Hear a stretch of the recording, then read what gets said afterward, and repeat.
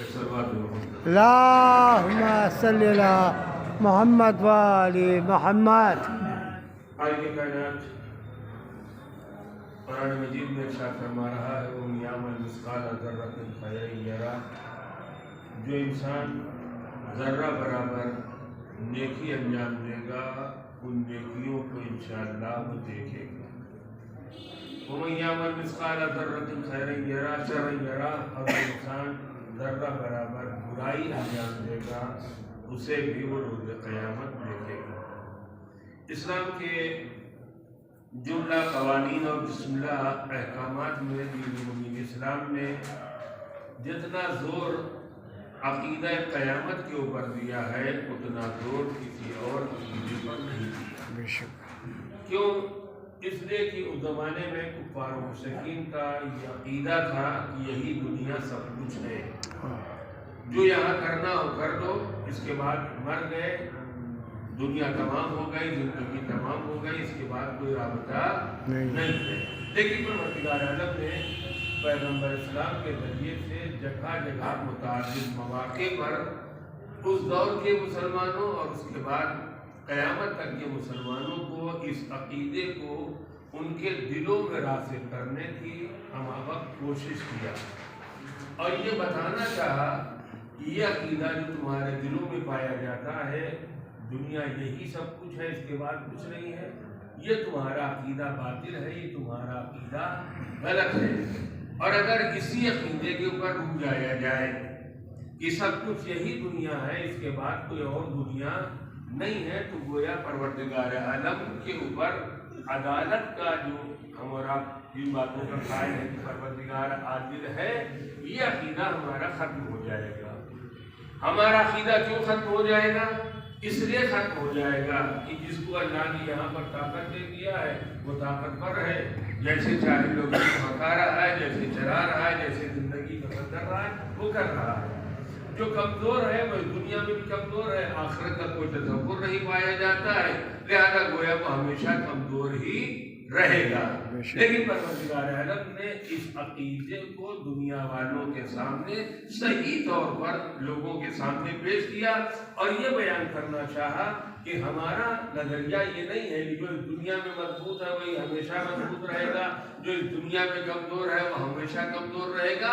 نہیں، میں بتانا چاہتا ہوں ہمارا نظام عدالت پر مبنی ہے، کیا کہنا، اور عدالت کا مطلب یہ ہوتا ہے کہ ہر انسان کو برابر کا رتبہ اور برابر کا درجہ ملے۔ اگر ایک آدمی یہاں پر کمزور اور ہمیشہ کمزور رہ گئے، جیسا کہ ہم اور آپ کہتے ہیں، اگر اس جملے کو ہٹا دیجئے، ہم اور آپ اپنی کمزوری کے مرحلے میں ایک جملہ استعمال کرتے ہیں، جتنا ستانا ہو ستا لو، انشاءاللہ قیامت میں ملیں گے، انشاءاللہ وہاں نپٹ لیں گے، وہاں تم کو دیکھ لیں گے، وہاں تم سے اپنے ظلم کا بدلہ لے لیں گے۔ اگر اس عقیدے کو ہٹا دیا جائے وہاں کوئی دنیا نہیں ہے، دنیا کے بعد کوئی آخرت کوئی نامی کوئی چیز نہیں ہے، اس کا مطلب یہ ہے جو صاحب قوت ہے، جو صاحب طاقت ہے، وہی جیسے چاہے اپنی بھینس کو ہنکائے، کسی اور کا کوئی حرج اور کوئی زور چلنے والا نہیں ہے۔ پروردگار عالم نے برقرار دیا ہمارا نظام عدالت پر مبنی ہے، لہذا اگر کوئی آدمی بلا وجہ کسی انسان کو یہاں پر ستائے گا اور یہاں پر وہ انسان کمزور ہو جائے، یہاں پر اس کے بعد قوت نہ ہو، اس کے بعد طاقت نہ ہو، تو ہم ایسے ہی چھوڑ دینے والے نہیں ہیں کہ جو یہاں کمزور ہے وہاں بھی کمزور رہے گا، جو یہاں طاقتور ہے وہاں بھی طاقتور رہے گا۔ ہم ان کو سمجھانا چاہتے ہیں نظام عدالت یہ ہے کہ اگر دنیا میں کسی آدمی کو کمزور بنایا گیا ہے تو آخرت میں بھی کمزور رہنے والا نہیں ہے۔ اگر کوئی آدمی کسی کے اوپر ظلم و تعدی کر رہا ہے تو ہمیشہ ظلم و تعدی ہونے والی نہیں ہے۔ یہاں پر اگر تمہارے پاس اسلحہ ہے، پیسہ ہے، دولت ہے، سرمایہ ہے اور اپنے دولت اور سرمایہ کے بل پر کسی کو ستا رہے ہو تو عدالت کا نظام یہ ہے اگر یہاں ستایا ہے تو वहां तुम्हें सताया जाएगा। यहाँ किसी के साथ जुल्म किया है तो वहां पर तुम्हारे ऊपर जुल्म किया जाएगा, उनकी सजा तुमको दी जाएगी, ताकि इंसानों को पता चल जाए हर जगह हमारा निजाम चलने वाला नहीं है, हर जगह हमारी कुव्वत चलने वाली नहीं है, हर जगह हमारी ताकत चलने वाली नहीं है। हमने ये निजाम बनाया, शायद ये वजह है कि मासूमी ने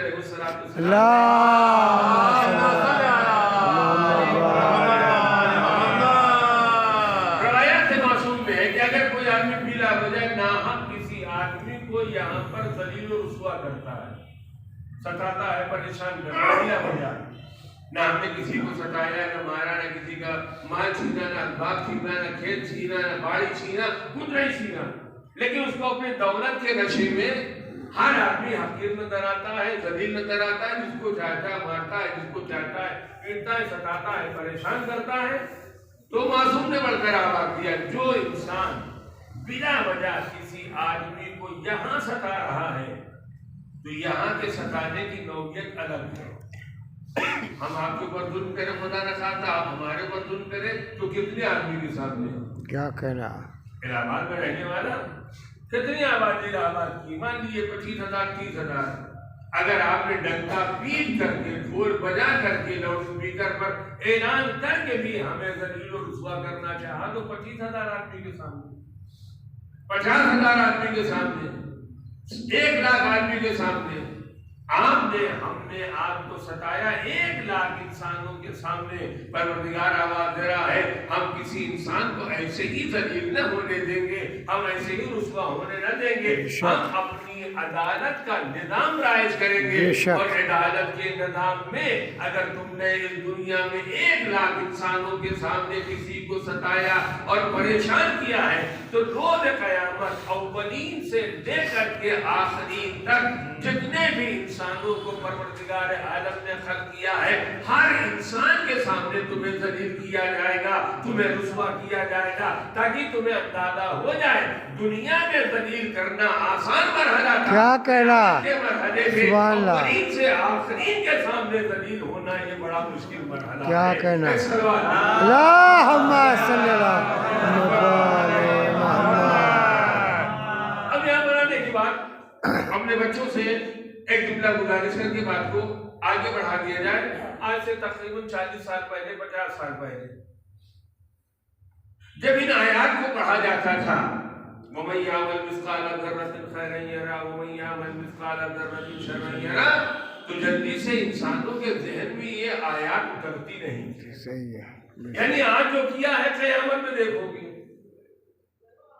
अच्छाई किया है वो भी देखोगे, बुराई किया है वो भी देखोगे। तो हमारे दिलो दिमाग में ये मसला नहीं आता था कि कैसे देखेंगे और कैसे अल्लाह दिखाएगा, लेकिन जैसे जैसे दुनिया आगे बढ़ती जा रही है, तन्हा दुनिया आगे नहीं बढ़ रही है। हम और आप जो कहते हैं दुनिया बड़ी तरक्की कर रही है, इन तरक्कियों के ज़ैल में कुरान मजीद की आयत की तस्दीक हो रही है। क्या कहना सुभान अल्लाह। कुरान मजीद की आयत की तस्दीक हो रही है। मिसाल के तौर पर 10 साल पहले, 15 साल पहले, 20 साल पहले एक किसी अजीम शख्सियत का इंतकाल हो गया और आप उसके घर में हाजिर हो गए, उसने आपको बुलाया हमारे घर में आइए, नाश्ता पानी होगा, बातचीत होगी वगैरह वगैरह। जब हम उनके घर में पहुंच गए, बातों बातों में उनके वालिद का तस्करा नहीं कराया, फिर अच्छा वो मौलाना आप आ गए, हम अपने अब्बा के मरने की सीडी आपको दिखाना चाहते हैं, तस्वीरें आपको दिखाना चाहते हैं।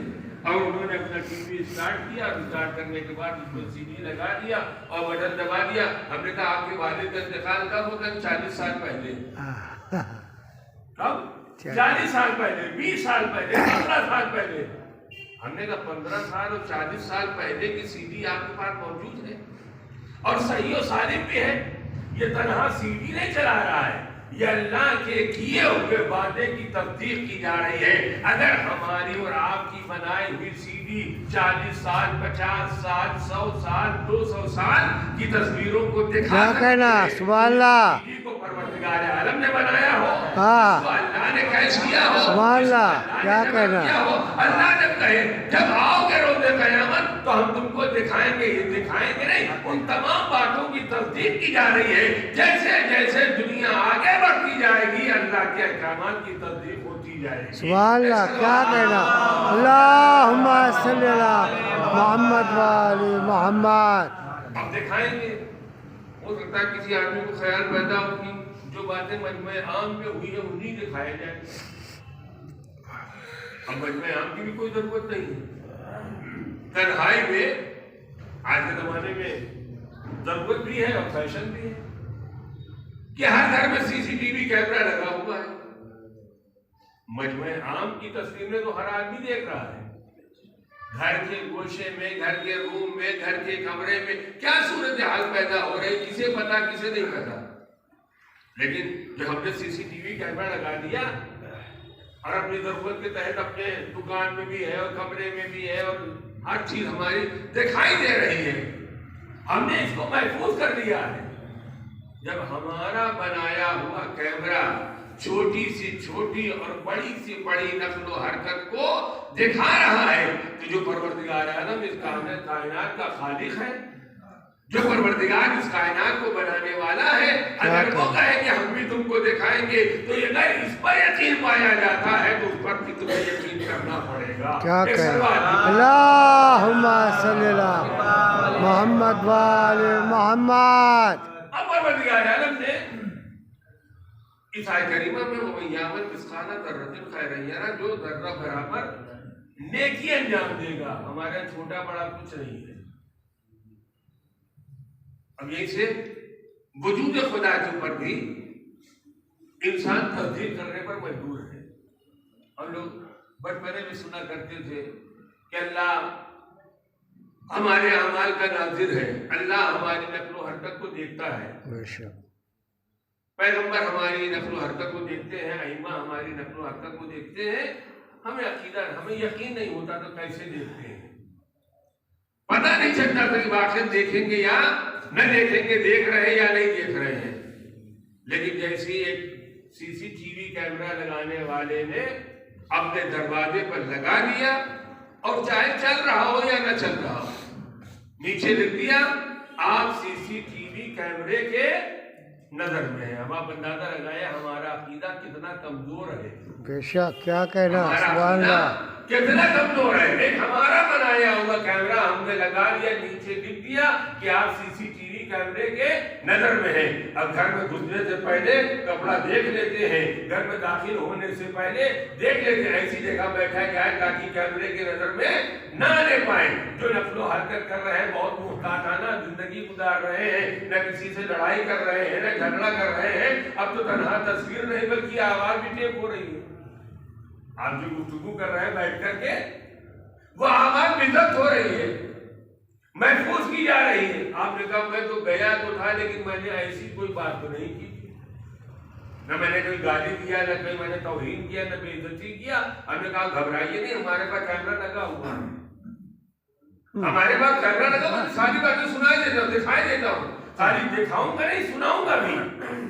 اس ایک کیمرے نے لگانے کے بعد ہم نے یہ کہہ دیا آپ سی سی ٹی وی کیمرے کے نظر میں ہیں اور آپ کی نقل و حرکت کو دیکھا بھی جا رہا ہے اور سنا بھی جا رہا ہے۔ آدمی محتاط ہو جاتا ہے، لڑنے کے بعد سے تیار نہیں ہوتا ہے، بد کلامی نہیں کرتا ہے، چوری ڈکیتی نہیں کرتا ہے۔ کیوں؟ کہ اگر پکڑ گئے تو سزا مل جائے گی۔ اللہ ہمیں اور آپ کو سمجھانا چاہتا ہے تم اپنے بنائے ہوئے کیمرے پر اتنا اعتبار کر رہے ہو، اور جب میں تمہیں سمجھا رہا تھا تم ہمارے سبحان اللہ، سبحان اللہ، حرکت کو دیکھ رہا ہوں، جو کر رہے ہو وہ دیکھا جا رہا ہے۔ تمہارا کیمرہ فیل ہو سکتا ہے لیکن پروردگار عالم کا کیمرہ فیل ہونے والا نہیں ہے۔ ایک سلوات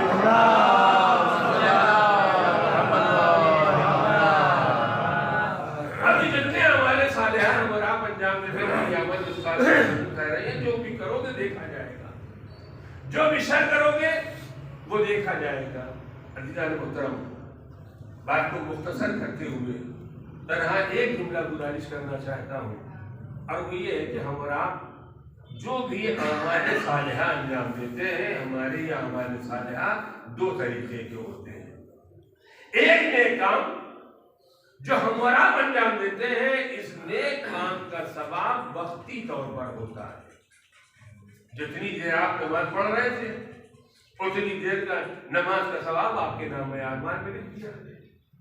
जितनी देर हम और आप मजलिस अदा में बैठे हुए हैं, इस मजलिस अदा के सुनने का सवाब हमारे नाम आज़मान में लिख दिया गया।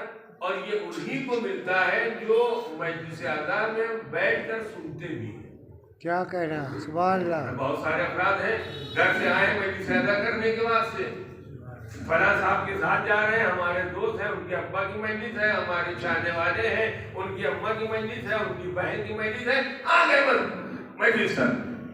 और मजलिस तक आने के बाद बाहरी कदम रुक गए, बाहरी कदम रुक गए, और वहां पर रुक करके अपना इधर उधर की गुफ्तगू होती रही। जब दाखिल मसाइब पर आ गए तो अंदर आकर बैठ गए। आप इंसाफ से बताएं, इनको क्या पूरी मजलिस का सवाब मिलेगा? हम लोग तो तबर्रुक देने को तैयार नहीं, तो ना सवाब कैसे दे सकेगा? जो आदमी मस्जिद में आकर नहीं बैठता है, उसको तबर्रुक देते हुए हमें इसकी डांट पैदा होती है। काहे का तबर्रुक? मस्जिद का तबर्रुक चाहिए। मस्जिद में आप थे कहाँ? मस्जिद में तो बाहर थे ना, दूसरे से बात कर रहे थे, गुफ्तगू कर रहे थे, हंसी मजाक कर रहे थे। जो मस्जिद में मुकम्मल आकर बैठा उसको सवाब मिलेगा।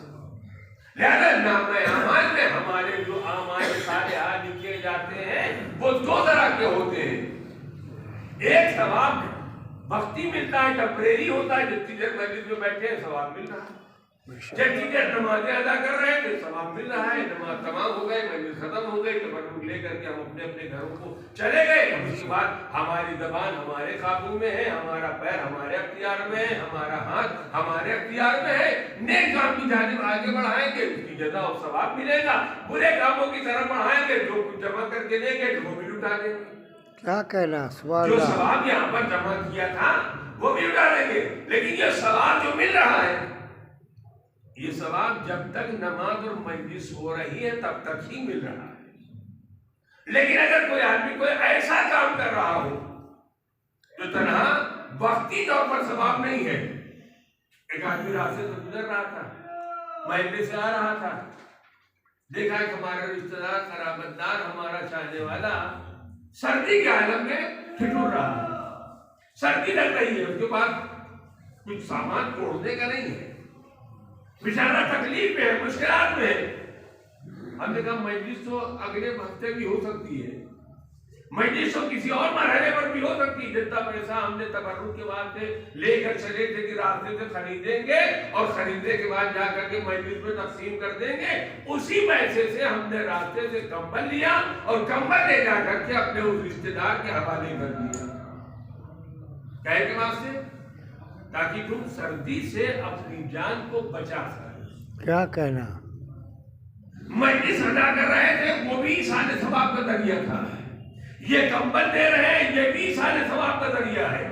लेकिन मजलिस अदा का सवाब वक्ती था, जितनी देर हम कर रहे थे उतनी देर सवाब मिलेगा। लेकिन अगर हमने अपने बाप के नाम पर, अपने रिश्तेदार के नाम पर, अपने खराबतदार के नाम पर अगर किसी गरीब की कंबल के जरिए से मदद कर दिया, तो जब तक ये कंबल काम आता रहेगा, मरने वाले को जो सवाब मिलता रहेगा। अल्लाह बात दे रहा है, ईशान सवाब का जरिया तुमने महदूद कर दिया है। तन्हा मजलिस के जरिए होगा, तन्हा महफिल के जरिए होगा, तन्हा किसी और काम के जरिए होगा। हम तुम्हें बताना चाहते ईशान सवाब का ये भी जरिया है। कोई नेक काम अपने मरने वालों की जानिब से करते जाओ, उसका भी सवाब मिलने वाला है और इसका भी सवाब मिलने वाला है। एक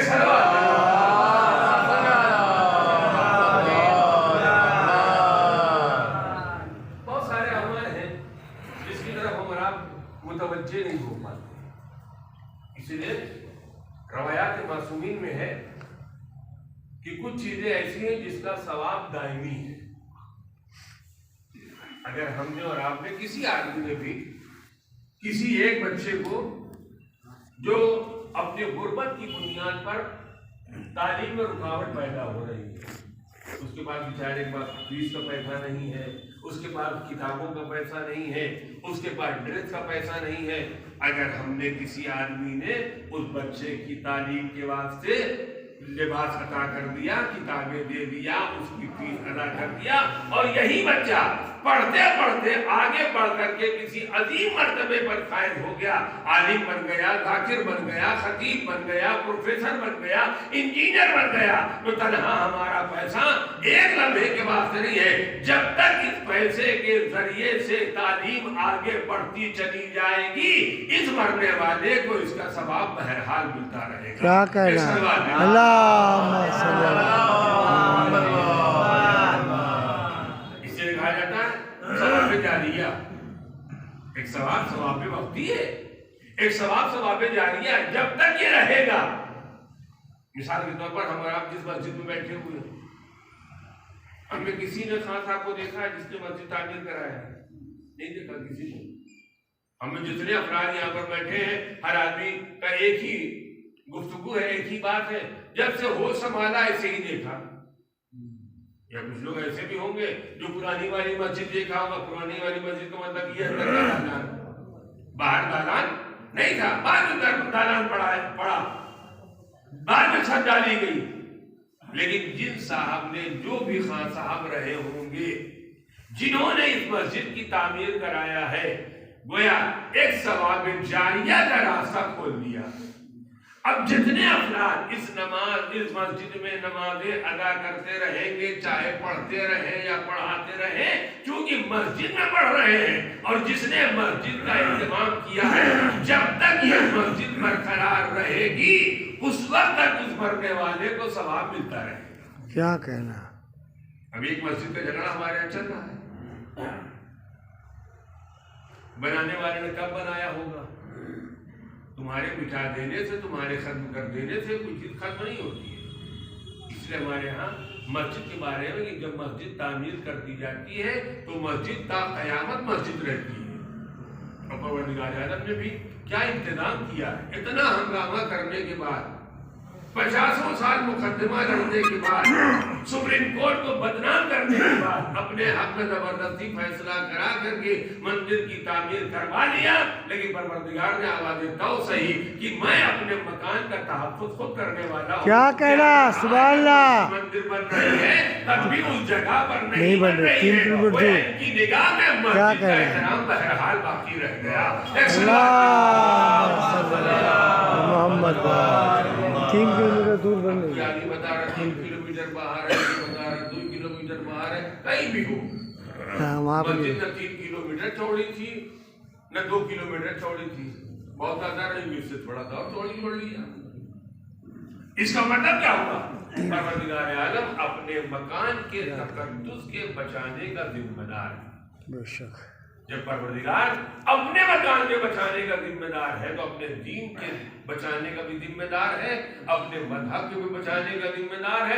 کوئی آدمی لاکھ کہیں بھی بیٹھ کر کے مذہب کی توہین کرنا چاہے، دین کو بدنام کرنا چاہے، شریعت کو بدنام کرنا چاہے، اللہ آباد تیرا دین اگر تمہارا ہوتا تو بدنام ہو جاتا، مذہب تمہارا ہوتا تو ختم ہو جاتا۔ نہ جانے کیسے کیسے دور مذہب کے اوپر پڑے ہیں، دین کے اوپر پڑے ہیں، لیکن کم از کم 1400 سال گزر جانے کے بعد جیسا دین ہم نے تمہارے درمیان بھیجا تھا، اگر وقتی طور پر کوئی دین میں ترمیم کرنے کے واسطے آیا تب بھی ہمارا دین ویسے ہی محفوظ رہا۔ کیوں رہا؟ اس لیے کہ ہم نے اپنے دین کی ذمہ داری ایسے مقدس ہاتھوں میں دیا ہے جسے کبھی نبی کہا جاتا ہے، کبھی رسول کہا جاتا ہے، کبھی امام کہا جاتا ہے۔ دنیا کا عام آدمی دین کا سودا کر سکتا ہے، لیکن ہمارے ائمہ دین کا سودا کبھی نہیں کر سکتے ہیں۔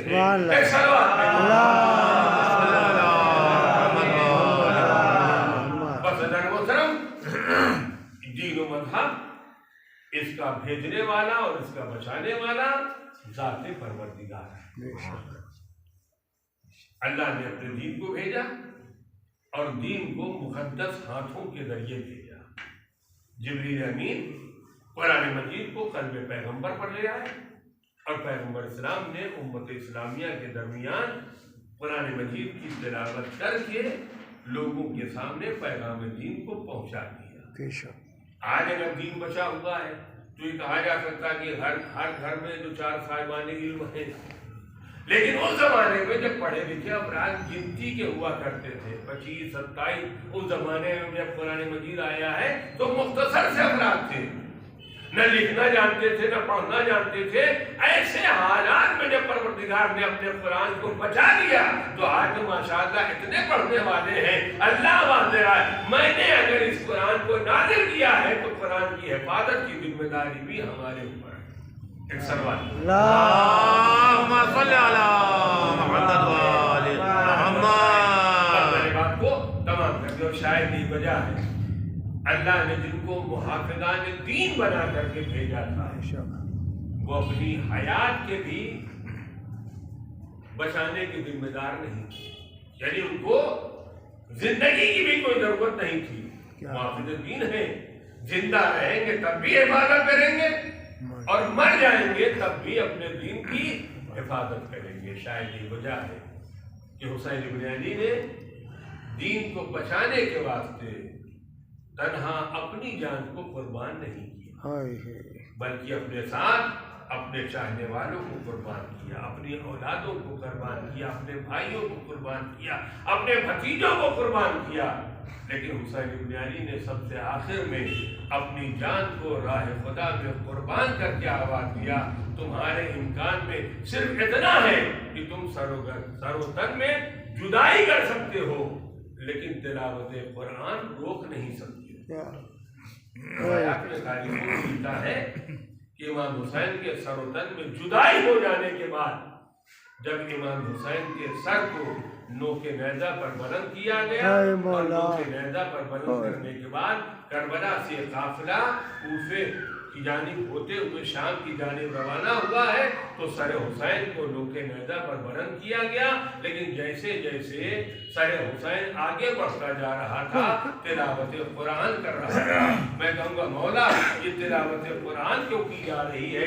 عجب نے حسین ابن علی آواز دیں میں دنیا والوں کو بتانا چاہتا ہوں تم سر و تن میں جدائی تو کر سکتے ہو لیکن تلاوت قرآن سے ہمیں روک نہیں سکتے ہو، اپنے مذہب کی ترویج کرنے سے ہمیں روک نہیں سکتے ہو۔ شاید یہ وجہ ہے کہ جب قافلہ میدان کربلا سے 11 محرم کو روانہ ہوا اور روانہ ہونے کے بعد ایک مرتبہ کوفے کے قریب پہنچا، قافلہ روکا ہو گیا ہے اور خواتین ہیں اور عورتیں ہیں جو بالا خانے میں بیٹھی ہوئی اس قافلے کا مذاق اڑا رہی ہیں، اس کی توہین کر رہی ہیں، اس کی بے حرمتی کر رہی ہیں۔ اور ایک مرتبہ جناب سکینہ نے ایک معظمہ کو کچھ ہمدرد دیکھا، آواز بھی اماں کچھ خواتین ایسی ہیں جن کو ہمارے ہاتھ پر رحم آ رہا ہے، ایک بھی اماں اگر آپ اجازت دیں تو میں ان سے تھوڑا سا پانی مانگ لوں۔ ایک مرتبہ بالا خانے پر بیٹھی ہوئی عورت نے آواز یا بی بی یہ بچی کیا مانگ رہی ہے؟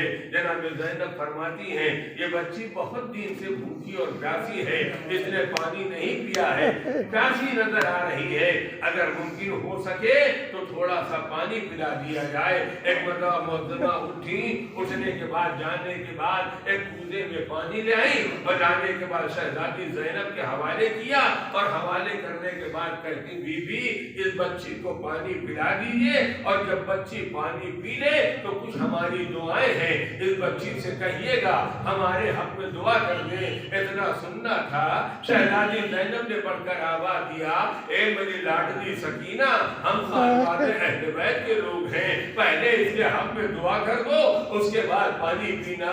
ایک مرتبہ شہزادی نے بڑھ کر آواز دیا اے بی بی ذرا اپنی دعا تو بتا دو تمہاری دعا کیا ہے؟ معظمہ آگے بڑھی، بڑھنے کے بعد آواز دیا بی بی اس بچی سے کہیے ہمارے حق میں دعا کر دے جیسے یہ یتیم ہوئی ہے ہمارے بچے یتیم نہ ہو، جیسے اسے قیدی بنایا گیا ہمارے بچے قیدی نہ ہو۔ ایک مرتبہ جناب سکینہ نے اپنے دامن کو پھیلا دیا، پھیلانے کے بعد آواز ہے پروردگار تجھے میری یتیمی کا واسطہ ہے، جیسے مجھے یتیم کی دیا ہے، اس بچی اس کے بچوں کو یتیم نہ کرنا۔ ایک مرتبہ شہزادی زینب نے آواز دیا، بی بی ذرا اپنی دوسری دعا بتانا۔ ایک مرتبہ معظمہ کہتی ہے، بی بی اس بچی سے کہیے ہمارے حق میں دعا کرے، ہمیں مدینہ جانا نصیب ہو۔ جناب زینب نے مدینے کا نام سنا، دل لرز گیا۔ آواز دی، بی بی مدینے جا کر کیا کرو گی؟ معظمہ کہتی، بی بی مدینے میں میرا شہزادہ حسین رہتا ہے، میری شہزادی زینب رہتی ہے۔ اتنا سننا تھا، زینب نے آواز دیا، اے معظمہ اپنے شہزادے کو پہچانتی ہو؟ اپنی شہزادی کو پہچانتی ہو؟ معظمہ کہتی، بی بی اس درگاہ آدھا میں میرے شہزادوں کا نام ایسے نہ لو، میرے بی بی کا نام ایسے نہ لو، میری شہزادی بڑی محترم شہزادی ہے۔ اتنا سننا تھا، ایک مرتبہ زینب نے اپنے چہرے سے ہٹا دیا، بالوں کا ہٹانا تھا۔ زینب نے آواز دیا، اے ام حبیبہ وہ تمہارا شہزادہ ہے، وہ دونوں کے نیزہ پر اس کا سر بلند کیا گیا ہے، اور اے ام حبیبہ جو تمہاری شہزادی زینب تھی، یہ دیکھو تمہاری شہزادی مجمع عام میں سربراہ پھرائی جا رہی ہے۔ اتنا سننا تھا، ام حبیبہ نے آواز دیا، اے بی بی یہ کیا ہوا؟ زینب نے آواز دیا، اے ام حبیبہ ہمارا گھر اجڑ گیا، مارا گیا، میرے چاہنے والے مارے گئے۔ اے ام حبیبہ ہمیں قیدی بنایا گیا، کربلا سے کوفہ، کوفے سے شام، ہمیں قیدی بنا کر گرایا۔ سيعلم الذين ظلموا أي منقلب ينقلبون إنا لله وإنا إليه راجعون۔ الہی بحق الزہرا و ابیہا و والہا و بنیہا، پروردگار تجھے واسطہ ہے محمد و آل محمد کا ہماری اس مختصر سی ادا کو قبول فرما، ہمارے گناہان صغیرہ اور کبیرہ کو معاف فرما، ہماری دینی اور دنیاوی حاجتوں کو پورا فرما۔ محبان آل محمد جہاں کہیں بھی ہیں ان کے جان مال عزت و آبرو کی حفاظت فرما۔ پروردگار ہمارے مرحومین کی مغفرت فرما، ہماری تمام تر حاجتوں کو قبول فرما۔ ہم میں جو لوگ حج و زیارات کے مشتاق ہیں انہیں حج و زیارات سے مشرف فرما، ہمارے امام زمانہ کے ظہور میں تاجیل فرما، ہم سب کو ان کے اعمال و انصار میں شمار فرما۔ ایک مرتبہ سورہ حمد اور 3 مرتبہ سورہ توحید کی تلاوت فرما کر نواب منظور حسین ابن ذکی حسن، سیدۃ النساء بنت نثار حسین، ذوالفقار حسین ابن ذاکر حسین، حسین جہاں بنت سید عاقل حسین، ان تمام مرحومین کے واسطے سورہ فاتحہ۔